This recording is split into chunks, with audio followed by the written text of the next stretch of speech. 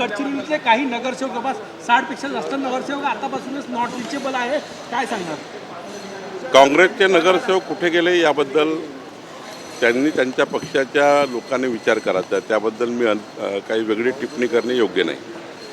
राहिला भारतीय जनता पक्ष महायुतीचा प्रश्न, महायुती 17 सीट जिंकेल. नागपूरमध्ये तर मी काँग्रेसला आव्हान केलं आहे आणि सर्वच पक्षाला आव्हान केलं आहे की नागपूरमध्ये जवळपास 600 मतं भारतीय जनता पार्टी महायुतीकडे आहे 800 पैकी.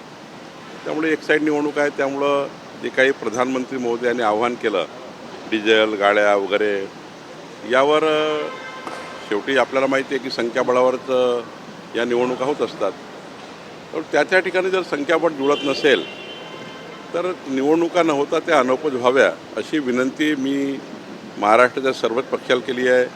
हर्षवर्धन सपकाळजींना विनंती करणार आहे, सर्वांनाच विनंती करणार आहे. शरद पवारजी आहेत, उद्धवजी आहेत, की या निवडणुकामध्ये खूप डिझेल पेट्रोल वगैरे जे काही लागणार आहे ते वाचवण्याच्या दृष्टीने आणि प्रधानमंत्री महोदयाचं आवाज जे आहे की निवडणुकीमध्ये फार खर्च होऊ नये किंवा खूप ही निवडणूक शेवटी मोठी आहे म्हणजे खूप फिरावं लागणार आहे, प्रवास प्रचार करावा लागणार आहे. ठीक आहे, काय आम्ही गाड्या कमी ठेवू वगैरे, पण तरी जावं तर लागणार. तर माझी विनंती आहे की सर्वांनी निवडणूक अनौपच करावी. वडेट्टीवार यांच्या मतदारसंघातील शिंदेवाईचा नगराध्यक्ष गायब आहे काँग्रेसचा. मी आधीच सांगितलं की काँग्रेसचे नगराध्यक्ष नगरसेवक कुठं गेले हे तिथल्या नेत्यांनी बघायचं आहे. काँग्रेसचे नेते याकरता सक्षम आहे. त्यांच्या पक्षात मी बोलणे काही योग्य नाही. नावं चर्चेत आहे काही नागपूरची, अरुण लखानी यांचे नाव चर्चेत असल्याच्या काही माहिती पुढे येत आहे. नावं केव्हा जाहीर होते? माननीय अध्यक्ष रवींद्र चव्हाणजी यांनी केंद्राकडे यादी पाठवलेली आहे आणि केंद्रीय आमची समिती जी आहे ती ज्या दिवशी या नावाची घोषणा करेल त्या दिवशी ती नावं अंतिम होतील. जय पवारांचे नाव एक मागणी केली आहे. जय पवार यांना विधान परिषदेची तिकीट मिळावी अशी शक्यता आहे. भाजपची काय भूमिका आहे? हा पक्ष राष्ट्रवादी काँग्रेसमध्ये कुणाला तिकीट द्यायची, जय पवारजीला द्यायची की इतर कुणाला द्यायची याबद्दलचा निर्णय माननीय सुनेत्रा पवारजी करतील. पेट्रोल डिझेलचे भाव ज्या पद्धतीने वाढले, एक माहिती अशी पुढे पेट्रोलवर 13 रुपये आणि डिझेलवरती 38 रुपये नुकसान होत आहे. आणखी किमती वाढण्याची शक्यता आहे. याबद्दल आज मी काही याबद्दल केंद्रीय पेट्रोलियम मंत्री आपली भूमिका देईल. नरेंद्र मोदी यांच्या कारकिर्दीला 12 वर्ष पूर्ण होता. आज त्यांच्यावर पुस्तक देखील प्रकाशित होत आहे. का पूर्ण आढावा दिला आहे? या देशाने माननीय पंतप्रधान नरेंद्र मोदीजीवर प्रचंड विश्वास टाकला आहे.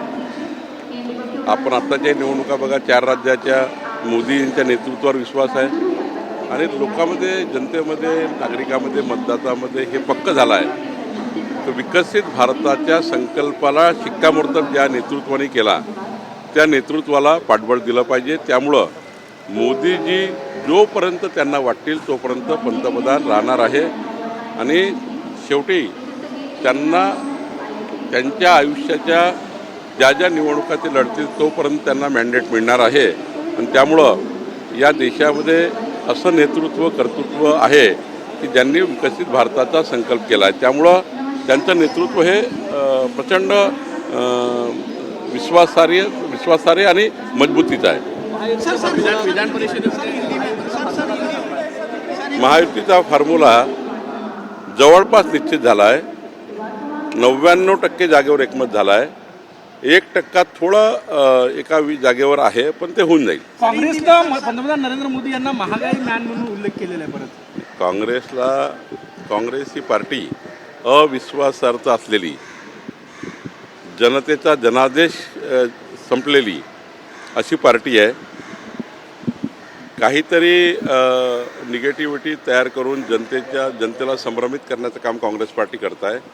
परंतु 1000 उदाहरण आणीबाणीच्या काळापासून आमच्याकडे आहे, ज्यातनं काँग्रेस पार्टीने या देशामध्ये मोगलशाही, हुकुमशाही लादली आणि कितीतरी पद्धतीने या देशामध्ये कितीतरी वेळा या ठिकाणी या राज्यामध्ये देशामध्ये भाव वाढलेले आहेत. पण आमची काही तशी इच्छा नाही आहे, पण जी काही परिस्थिती निर्माण झाली आहे जगामध्ये त्या परिस्थितीवर हा निर्णय होतो आहे. त्यामुळे सर्व देशाच्या जनतेला कळत आहे कशामुळे होत आहे. गोपाल अग्रवालजी हे त्यांच्या नगरपालिकेचं एक महत्त्वाचं काम त्यांना आहे, त्यामुळं ते आज सकाळी माझ्याकडे आले. मी आत्ताच त्यांची सही करून दिलेली आहे आणि त्यामुळं केवळ विकासाकरता आम्ही सर्व लोक एकत्र असतो. राजकारणामध्ये त्यांची पार्टी वेगळी आहे, माझी पार्टी वेगळी आहे. आदित्य ठाकरे म्हटले की जर पेट्रोल आहे तर पेट्रोल पंप बंद काय?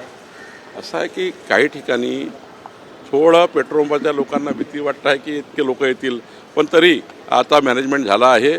माननीय मुख्यमंत्र्यांनी स्वतः सर्व जिल्हाधिकाऱ्यांशी चर्चा करून प्रत्येक जिल्हाधिकाऱ्याकडून आढावा घेऊन पेट्रोलची कृत्रिम टंचाई होऊ नये, जी स्केअरसिटी आहे ती दूर व्हावी याकरता स्पष्ट निर्देशांनी काही SOP दिलेली आहे. त्यावर जर योग्य काम केलं तर मला वाटतं पेट्रोल डिझेल टंचाई होणार नाही.